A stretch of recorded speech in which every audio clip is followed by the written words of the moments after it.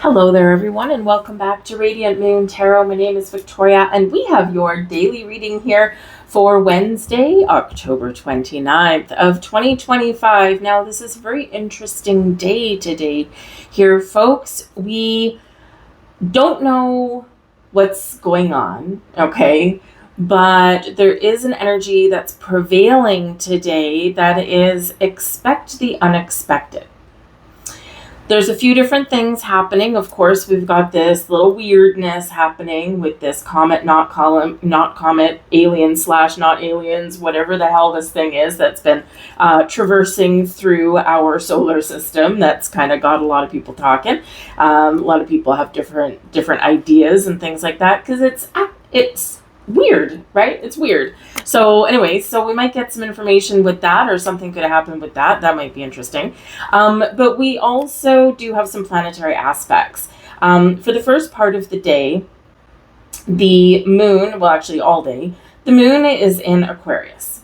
All right. So the moon in the sign of Aquarius can represent, something to do with science, technology. It can represent something about your feelings for humanity, right? Aquarian energy is about the people, is about humanitarianism, is also about science and technology, but it's also about the future.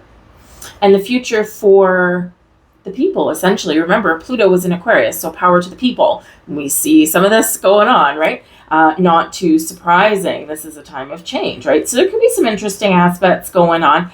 That's, kind of very, very early hours of the morning. But then Mercury enters Sagittarius. Now, Mercury, of course, is our planet of communication, ideas, technology, travel, sometimes short-term travel. Sagittarius is our long-distance travel, is a global perspective, is also about freedom, has to do with the law, right? Same with Libra. Libra energy has to do with the law, so does Sagittarius. And this is ruled by Jupiter, so expansion and growth and seeing the possibilities and getting out of our comfort zone and all this kind of wonderful stuff. So Mercury entering the sign of Sagittarius can be where truth comes to light, or something happens that can set us free, or we see the big picture. So very interesting energy that's going on there. But then as we get into our afternoon, Mercury in Sagittarius will oppose, here's the good one, Uranus in Gemini. So Uranus is our wild card. It's our wild planet.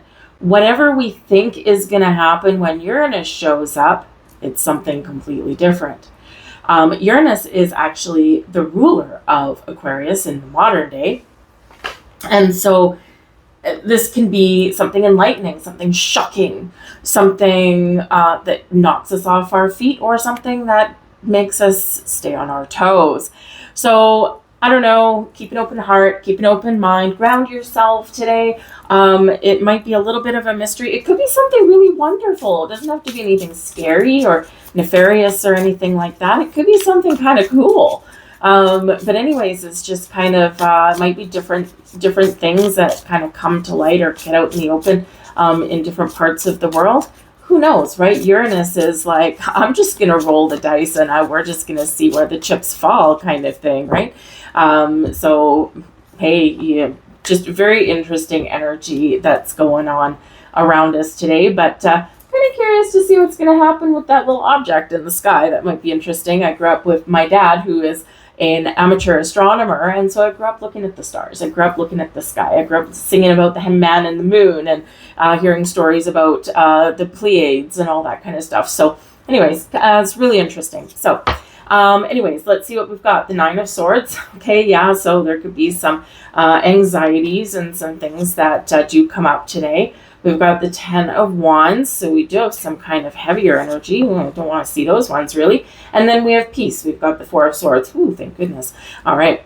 I was afraid that was going to go completely sideways today. At the back of the deck, we've got the Chariot. So we do have some beautiful energy coming in there. The Chariot is about your ability to move forward, to get things together, to make things happen for yourself, because it's a card of your personal actions pay off.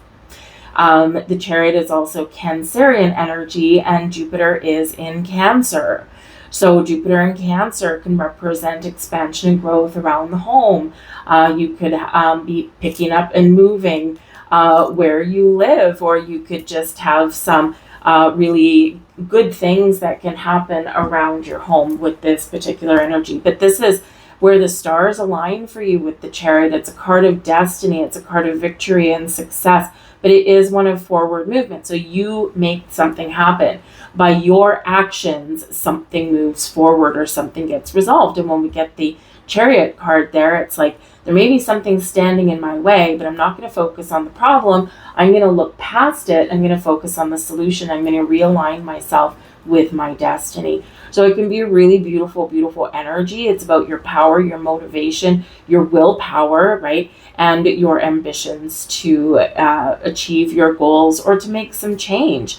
And this is your biggest energy prevailing today, is that Chariot. The rest of this stuff, minor, still has an impact, but it's a lot more, it's a lot smaller of an energy as compared to the Chariot. So it's like this motivating and driving force beneath you. Some of you may actually also have a bit of a surprise, because the back of the deck can be underlying motivation, underlying energy, but it can also be something that you don't see coming, or something that's a bit of a surprise, or something that's like an underlying theme. So it can be some really cool energy. But we do have the Nine of Swords and the Ten of Wands. Okay, so this is a lot going on. All right, this is a lot of responsibilities, a heavy burden, feeling a weight on your shoulder of some kind, whether someone's putting pressure on you, or with the Nine of Swords, you might be putting pressure on yourself. And we are sometimes our own worst enemy. So you might be putting pressure on yourself. You might be on too much in your head and not enough in your heart. Okay, that happens with that Nine of Swords. We overthink, we overanalyze, and we get ourselves into a frenzy. We get ourselves into the situation where we blow something completely out of proportion. And it's like we think the worst, but then when we actually deal with something, talk about something, get something out in the open, often our burden and our stress is relieved. Because why? We have the answers, right? And by doing something about our situation, we empower ourselves.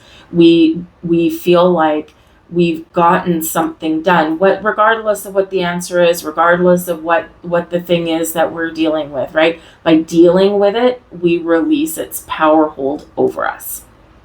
And you take back your power, right? Chariot energy. So there's something here that's bogging you down in some way. It could be some ongoing thing.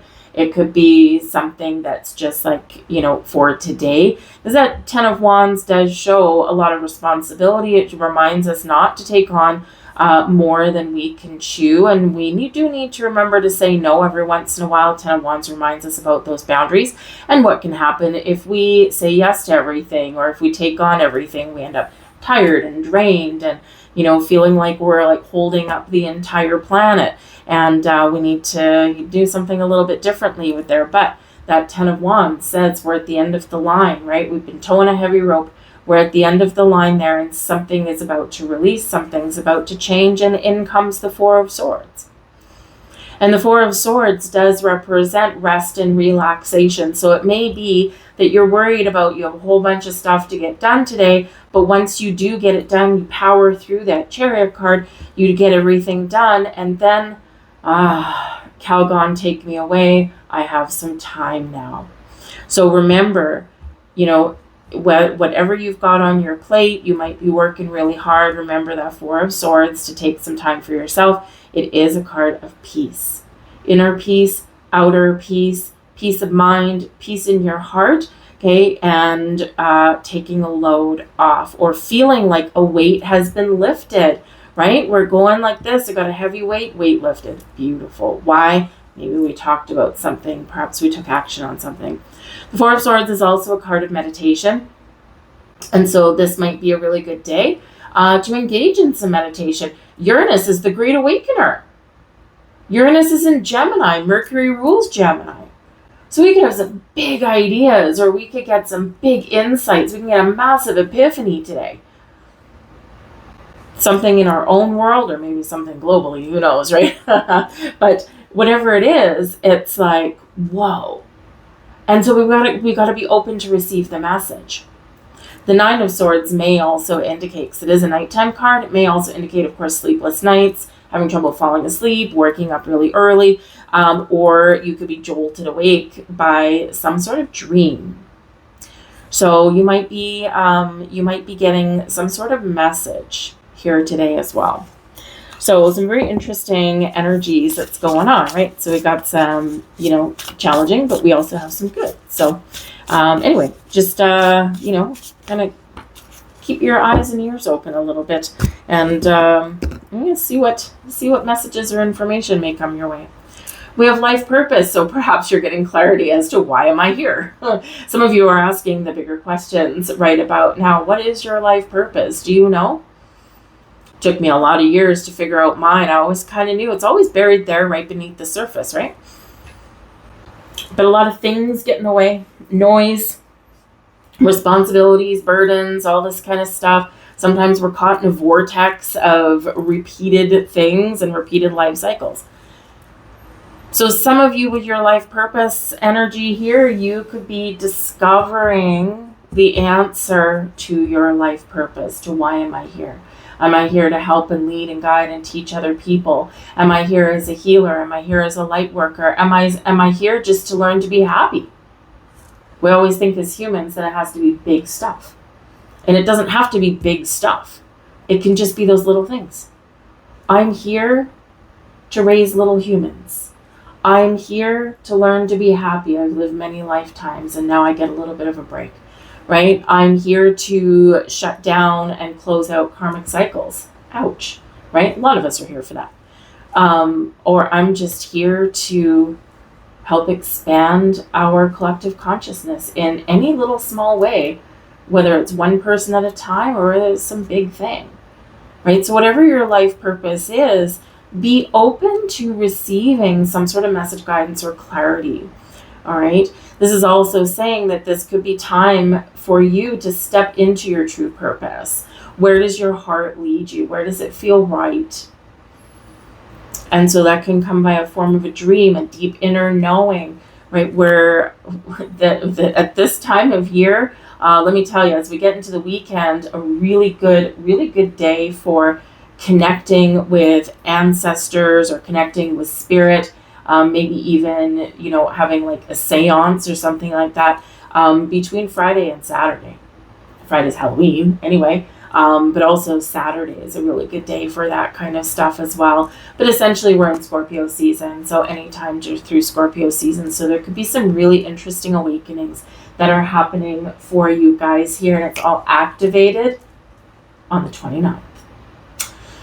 Well, I'm going to leave all that there for you guys. I hope there was something here for you. If so, please do like, share, and subscribe. I thank you guys so very much for watching. I do hope you have a mystical and magical and stress-free day. And I'll see you guys tomorrow. Bye.